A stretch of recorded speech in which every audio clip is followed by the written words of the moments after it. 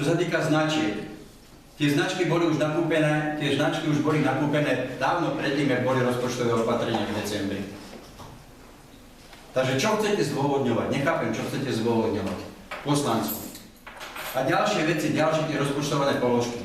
Keď ste sa prekročili, keď máte len do 1700 eur, tak čo chcete zdôvodňovať? A 12.12. sme mali schôdzu, na ktorej sa schvaľovali rozpočtové opatrenia.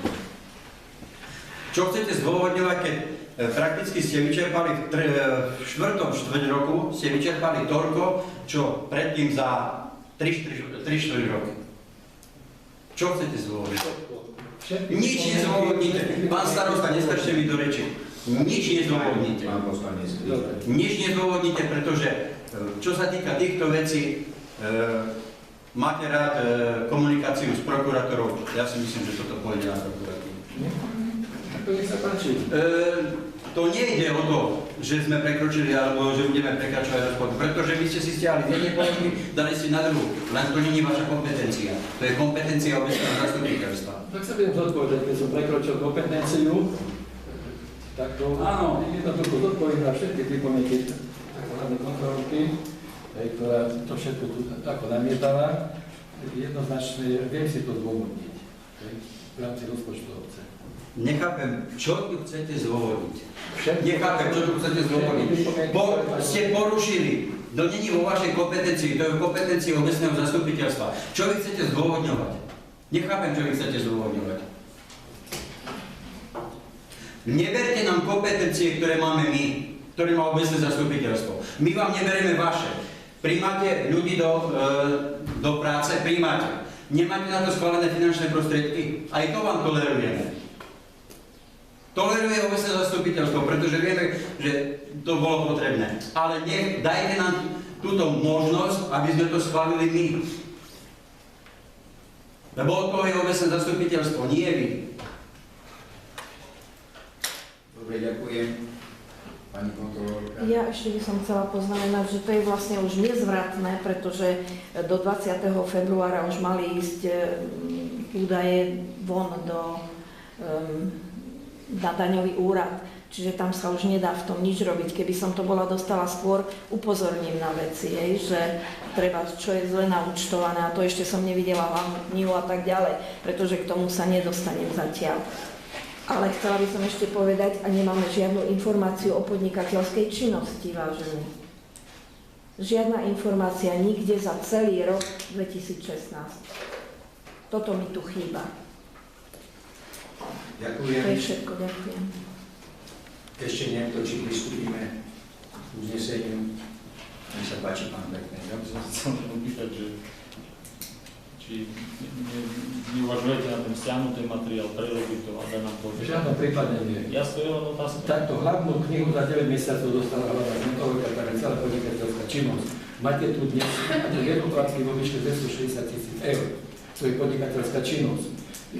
Takže je tam dostatok materiálu a informácií o činnosti podnikateľskej. Takže tu nemôže povedať niekto, že takto nemá sklady. Smerujem k tým prekročeným položkám, ktoré sú kompetencie. Takto si to zdôvodním v záverečnom účte.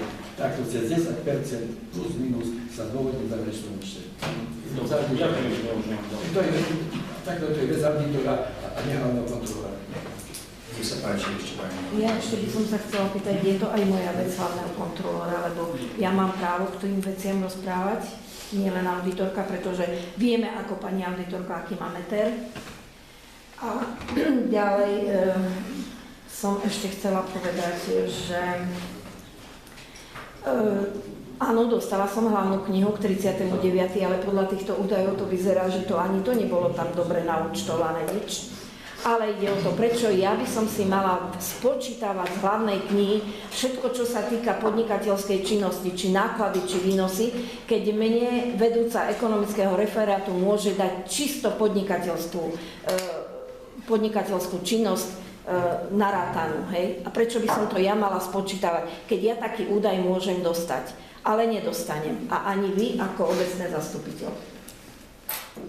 Takto vám poviem, že túto správu, čo ste dnes predkladali, a Ale tu sa nejedná o moju správu. V rozpore so zákonom, lebo vy ste povinná zo zákona dať celoročnú správu do 60 dní po skončení kalendárneho roka. Tú správu som vám pustil, lebo to v štatúte, že raz za kvartál. Ale vy ako kontrolórka nepoznáte zákon o obecnom riadení, kde máte dať do 60 dní po skončení kalendárneho roka Môžem vás správu opraviť? o vašej činnosti. A ste si to teraz spomenuli troška, ako za obecným radom. Lebo toto náleží ako na záverečný účet obce. A nie tu na túto pôdu, čo ste tu prednášali, a jednoducho ste sa tu... Ale sme sa zapodívali čerpaním rozpočtu, tak som musela svoje pripomienky povedať. A ešte chcem povedať, ja sa nemýlim v tom. V zákone je uvedené, predkladá hlavný kontrolór najmenej raz ročne správu o svojej činnosti. Ja som podala 4-krát. Do 60 dní. Neporušila som.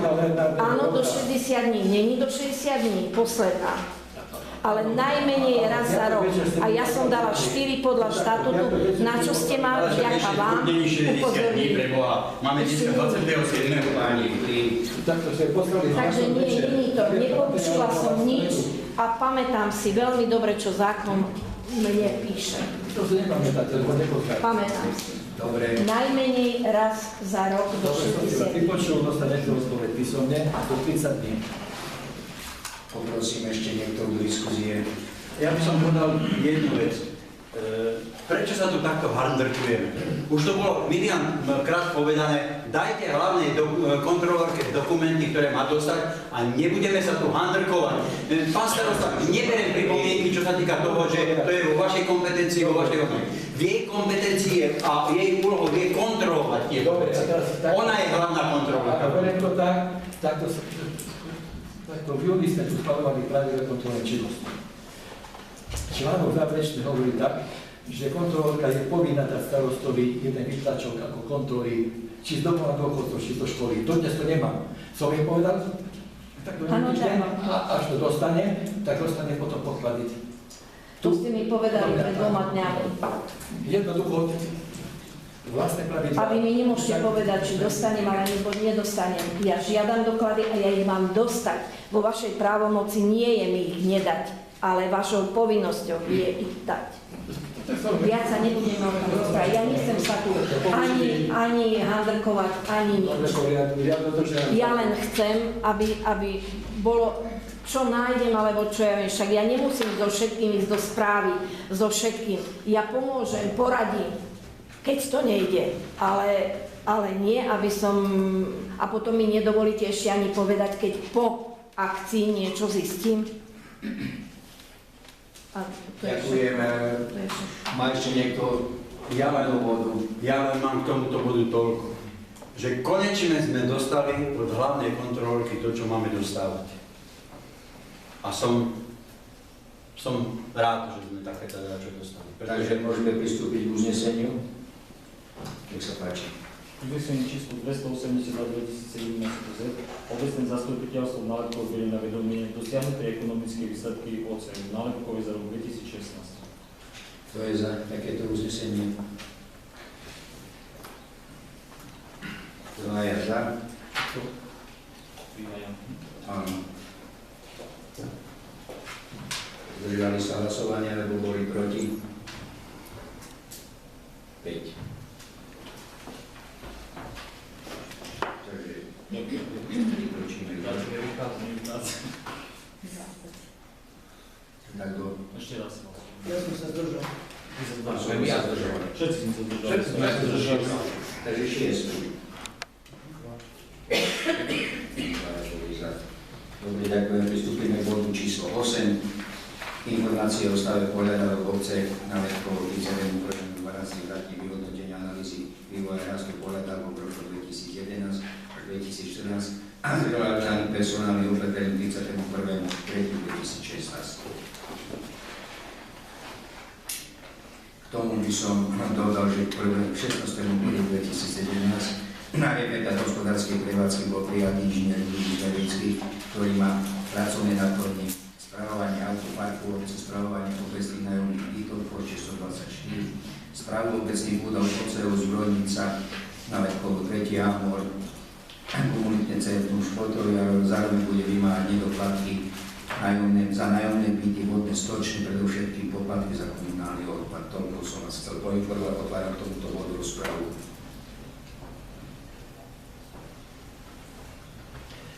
Len k tomu budem rád, keď sa tie nedoplatky znížia. Naozaj budem rád, pretože robilo sa všetko možné preto, aby sa znížili, ale veľmi tomu nedávam veľkú šancu, pretože vieme, aká je situácia. Ďakujem. Ešte niekto? Pokiaľ neprekročíme uznesenie číslo 283. Uznesenie číslo 283 2017 obecné zastupiteľstvo Maľačkov boli na vedomie informácií starostov obce stále povážali obce 31.12.2016. To je za takéto uznesenie. Ďakujem všetci poslanci. Prikročíme bodu číslo 9. Ešte tu mám jedno uznesenie. Ešte jedno. Uznesenie číslo 284 2017 obecné zastupiteľstvo Maľačkov boli na vedomie prijaté opatrenia na vymáhanie doplatkov zrealizované v priebehu januára-februára 2017. To je za takéto uznesenie. Ďakujem všetci prítomní. Prikročíme k bodu číslo 9, dosiahnuté ekonomické výsledky právnických osôb za rok 2016. Takže otváram tento rozprávu. Nech sa páči. Pokiaľ nie. Ja by som len k tým lesom, lebo sme dostali ťažbu, koľko sa vynaložilo prostriedkov na tú ťažbu, ale nedostali sme, že či mali obce alebo lesy nejaký zisk, alebo nemali. V podstate toto sme dostali. Lesy mali zisk. 4400 €. Len v podstate Ja som všetko poskytoval. Nedočítal som to. No tak to dostali ste prehľad. Tak pestrebná činnosť, ťažba a tak ďalej, kúpky, koľko vytažených a tak ďalej. A tak ďalej. Toto sme dostali. Ja to beriem, že sme pre to, ale zisk není nič. Máte tam takto prereženie za 42 € a kúpky. Tak myslím, že to stačí. A môžete chcieť, že kto bol dostal drevo. Ale to ja jednoducho také je to bezročná, ktorá nakúsíme obchodne s drevom a kancelár cenom údaje. Zákony a tak ďalej. Ale ja nechcem cenové údaje, ja som s týmto spokojný, len v podstate peňažné drevné hmoty dosiahnuté vo výške, peňaženie drevnej hmoty vo výške 42,99, to je všetko. Ale nemám tu koľko vlastne lesy mali, či mali vôbec nejaký zisk, alebo nemali v priebehu roka 2016. Takto celkový príjem, celkový výdaj, majú tam asi 2,5 tisíc €, že nie sú straty. Tam máte údaje. Nemám ten údaj, môžete mi Práve teraz ja som sa na to chcela opýtať, že pán riaditeľ hovorí, že 4400, ale tu je len 2700. Alebo 2900. A on hovorí, že má 4400 zisk. Ale tu, keď sa mi toto... No ale príjmy a výdaje, to je... Nemôžem si pomôcť. Príjmy a výdaje, to je... Z toho je výsledovka.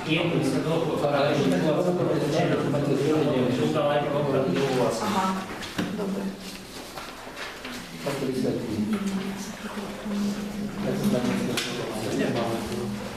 Tu máte celkové príjmy, školy predstavujú toľko, kriminálne toľko,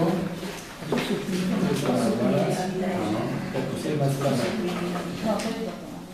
Celkové príjmy lesov, keď zelenou boli 590 992,17 € a nákladná činnosť boli takto 538,80 €. Máte to zverejne, máme riadne na zastupiteľstvo, máte presne. Takto príjmy a dodáky máte voľné. Takto bola strata za pol rok asi 22 000 € a teraz tam, čo vyšli na 30 plus. Takže nič nie je tajné. Ale ja nehovorím, že tajné. Ja o týchto veciach, ja som s týmto materiálom, čo sa týka spokojne, len toto mi chýbalo. Takže môžeme pristúpiť už zase či ešte niekto. Poprosím uznesenie číslo 285. Uznesenie číslo 285 2017 obecné zastupiteľstvo Malackého berie na vedomie dosiahnuté ekonomické výsledky právnických osôb obce za rok 2016. To je za takéto uznesenie. Ďakujem všetci poslanci. Prikročíme k bodu číslo 10. Závery z informácií o stave inventarizácie obce Nálepkovo 31.12. do 30.9.2015. Je tento bod veľmi dôležitý i pre ekonomickú činnosť ďalšiu, takže treba zvážiť pani poslankyne, pani poslanci, že trebalo, že by sme to už mohli konečne, bo musíme prikročiť k ďalšej realizácii inventarizácie od roku 2015 až do teraz, lebo tento zatiaľ materiál aj inventár, ktorý je není zaradený, je zapísaný u pani Lapšanskej, to je dobre hovorím, ale musíme toto ukončiť a potom sa môže začať pokračovať ďalej. Takže poprosím k tomuto bodu rozprávu. Nech sa páči, pani poslankyňa. Máme pozvánok zdravotné stredníko, parcela číslo 763/4 o výmere 638 m2. Je to otázka stanovená na pána Kozáka. Podielom spoluvlastníctve obce Malackové podiela 4472/10 000, čiže obec má 280 m2. Ďalej je podielom pani doktorka Danielová podiela 2649/10 000. Zapísaná je kupnú zmluvu v roku 2005, ale ďalšia zmluva bola zo dňa 10.8.2016. Pýtam sa, robil sa tu nejaký zápis do katastra, pán právnik? Áno, presne tak, jak je tam napísané, také podiely tam sú. Ináč je to na liste vlastníctva, ja som si nemal, tu bol omyl v tom, že tam bolo zapísali celý podiel, ale toto má ostať aj naďalej v majetku obce a zapísané tak, ako je tam aj uvedené. To som dával taký návrh, lebo obec má tam podiel, nemá všetko. Hej. Toto bolo už dávno predtým, roku 2008, ktoré sa nevalím, ako tam nie, ale tam sú podiely, tam sú opísané podiely, to, koľko má podielov a takto má byť aj, a takto je aj zapísané. Katastri nie je to. Áno, mám to tu na list vlastníctva. Ďalej. Doktor Ševčík v podiele 1371/10 000. Nie je to už aktuálny vlastník, ale aktuálny vlastník s číslom 1371/10 000 je Lesy obce Nálepkovo.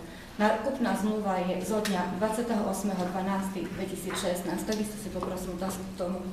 Tomu môžem povedať toľko, že v čase, kedy som to písal, toto ešte nebolo zapísané. Áno, bolo to písané 28.12.2016. A zapísaná kupná zmluva bola 28.12.2016, takže to je jeden a ten istý deň. Môže byť, lenže ja som bral z toho, jak je tam realizácia z toho, že je tam napísané. Ja mám je to možné, ale tu pokiaľ dojde, to prejdú aj 3-4 dní, alebo aj viac. Takže toto nie je černý omyl. Je to presne tak napísané, čo tam je. Treba čítať pozorne. Tým pádom tieto podklady sú vyplatné a nemáme čo riešiť. Ale sú zavádzajúce, lebo doktor Ševčík v podiele 1371 už patrí obci Lesom a nie doktorovi Ševčíkovi. Je to pravda, potom tak sme mali dostať dodatok. Čo sme mali dokazovať? Dodatok sme mali dostať k tomu. Aký dodatok? To mal robiť? Kto mal dostať dodatok? Nie, tak ako na základe tohto papiera, čo máme teraz riešiť, tak riešime to. My sme dostali údaje, že podiel má doktor Ševčík a nie, že obec Lesy. Pani poslanová, ja by som mal skôr popravil. Vy to nejdete teraz riešiť. Toto je dané tam, čo je zapísané v katastri nehnuteľnosti. Čiže my, ani ja, ani vy, ani starosta to nevie riešiť, lebo vyriešené je tak, ako je tam zapísané. Nie je to vôbec zavazajúce, pretože tam môžeme doniesť poštu, lebo kedy toto tu došlo a tam je pečatka, kedy obec to dojde a podľa toho sa vychádza, aké sú tam datumy. Čiže vy jedným slovom napadáte to, že niekto tu zavázal na niečo. To sa zavádzať nedá, lebo to sa nedá vymazať ani z katastra. No áno, kedy 28.12. kúpna zmluva obecná A lesy. pozreli ste sa do knihy, že kedy toto tu došlo? Tam je napísané na liste vlastníce, kedy Ale bolo zapísané. ja riešim kúpnu zmluvu zo dňa na doktora, a takisto na doktora Ševčíka. Ja sa vám pýtam, v koho prospech je tento pozemok. Ďakujem, nerozvádzam to ďalej.